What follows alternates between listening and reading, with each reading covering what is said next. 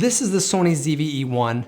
This is the Sony A7IV. Similar price points, but is one better than the other? I've recently realized that I'm a YouTube guy. I'm a straight up video dude. This is a hybrid camera. I bought this camera as my main YouTube one, which I've been using for the last year or so, and it's been great, but there's a lot of features on it that I don't use. There's the viewfinder, there's the dual card slots, there's the weather sealed body, the list goes on. Now that my channel is expanding, when you have a camera channel, trying to do everything on one camera kind of sucks. So I knew I would be getting a B camera, so once I started doing my research, why am I paying for all those hybrid features? That led me to get the ZV-E1. This camera seems perfect for me. And what I actually really like about it is the smaller megapixel size. Has the same sensor as the A7S3, and it's under my understanding that this is a 33 megapixel, this is a 12 megapixel.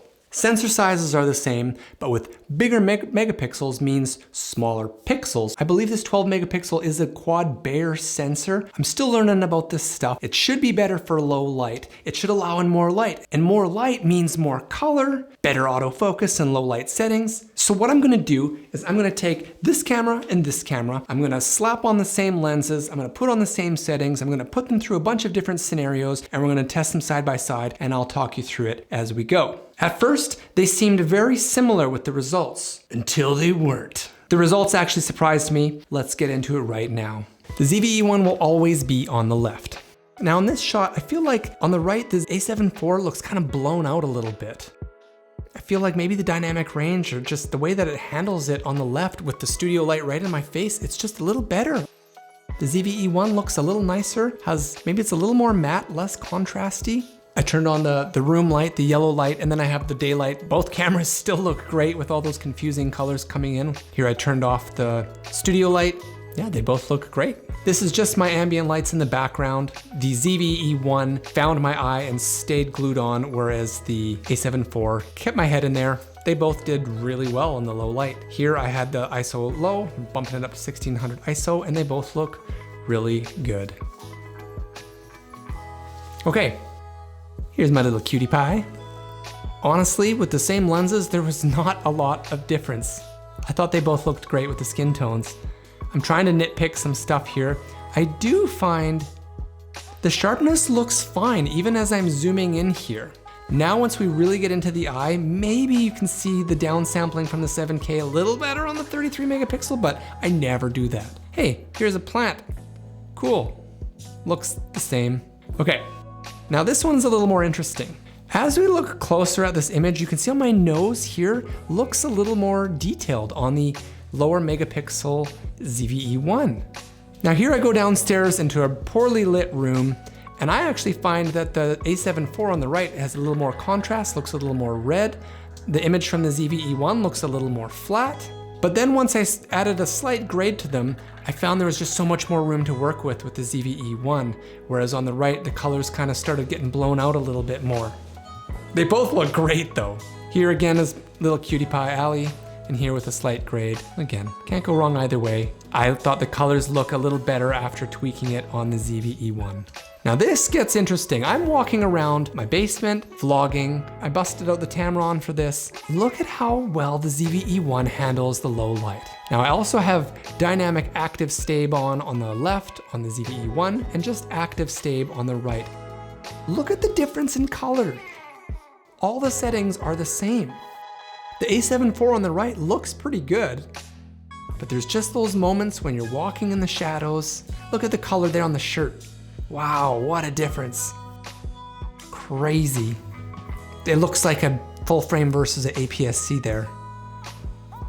Okay, here we're going outside. Now, I thought this was interesting. Watch the shirts. Boom, on the left there, it gets more detail quicker. Look at the background with that dynamic active stabe. I mean, that's nuts. Moving around, look at the background on the hedges here. Huge difference. Yeah, wow. Okay, let's look at the background again. Here's the ZV-E with the dynamic stabe. Here's the A7IV. ZV-E1, look how smooth the background is, the trees. Now the A7IV, every step you can feel the judder and the weight of me moving around. Okay, now when I brought it back indoors for the B-roll stuff, I was actually pretty surprised that the active stabe on the right actually looked pretty good handheld. I do think the colors look a little better on the ZV-E1, and this is just handheld, me just walking in. I'm not even doing Super Ninja. Here's the A7 IV. They did a pretty good job. The dynamic active stabe versus just the straight up active stabe on the A7 IV. Here's the ZV-E1. Here's the A7 IV. They both did a great job. Now rolling shutter. Here's the ZV-E1. Looks pretty good. Here's the A7 IV. Looks like Jello. Back to the E1. That looks good. Here's me spinning. Whee! Looks pretty good. And here's me on the A7 IV. Weird stuff is happening. My goodness. E1 looks good. My new picture. Oh, my new Jello on the wall with the A7 IV. What a huge difference. Oh, and here's my little new room, my new studio in our new house. I'm just trying to pimp it out to look good, all these different shots.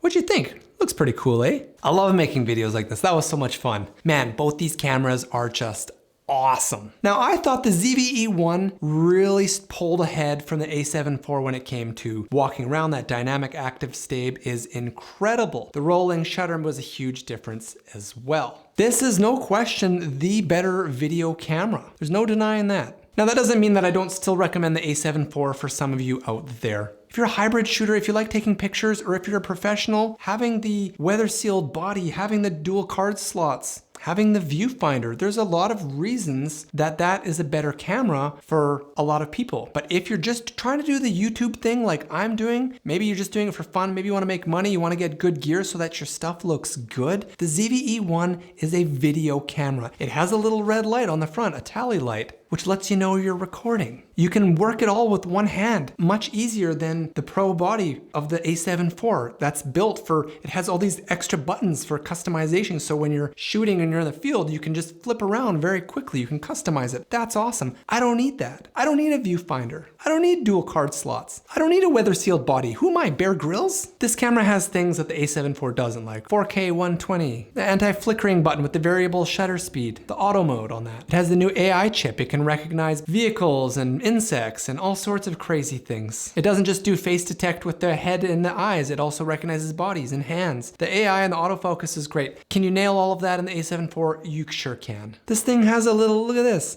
It has a little zoom, it uses clear image zoom to zoom in. That's really handy if you're doing B-roll or you're trying to zoom in on your kids and stuff and you don't know how to do that stuff in post. If you're looking for a video camera, this thing is incredible. I've been using it all day, shooting all these clips, comparing them. I'm still at 56% battery. The battery's great. It uses the same battery as this camera, so I can swap those around, which is awesome. I don't know. It doesn't feel as professional, but it just feels right. It feels good. I don't think any camera could come out right now that would make me regret this one. All those new features that they've added to with the auto framing and the defocus button and the product showcase, I'll do a more comprehensive video on this camera soon. I'm still learning it myself. But what I needed to know is this gonna become my A camera or is this gonna be my B camera? And no question, this is going to be my A camera. Am I gonna keep the Sony A7 IV? It's incredible. I mean, I feel pretty privileged having both these cameras, but it's a lot of money, and I don't know if I should afford to keep them both. So we'll see. Maybe I'll test the heck out of it versus this one and see what else I can do with it. And then maybe I could sell it and compare it with some other cameras as well. The A7C II is coming out. We've got the 6700 that just came out. And it would also be fun to go versus maybe Canon. Do some, or Fuji, no, it's just Canon. Canon really seems like the only true competition to Sony at this point. So hopefully you learned something or you were entertained a little bit. I had a lot of fun making this video. I am really happy with my ZV-E1. Now it's not perfect. There are some little things, little minor things that are annoying. The overheating hasn't even been an issue for me, not where I shoot. That's not a problem. Doing YouTube stuff, I'm not recording, I'm not streaming. Although this thing can stream at 4K 30 FPS, which is pretty gnarly, but I think it can get pretty hot if you do that. Anyway, thank you so much for watching and the support on the channel, all the comments and the subs and the likes, they're really appreciated. My channel is growing, it's awesome to watch. If you like this video, maybe check out this one next, or how about this one? We'll see you next time on the Sad Studio.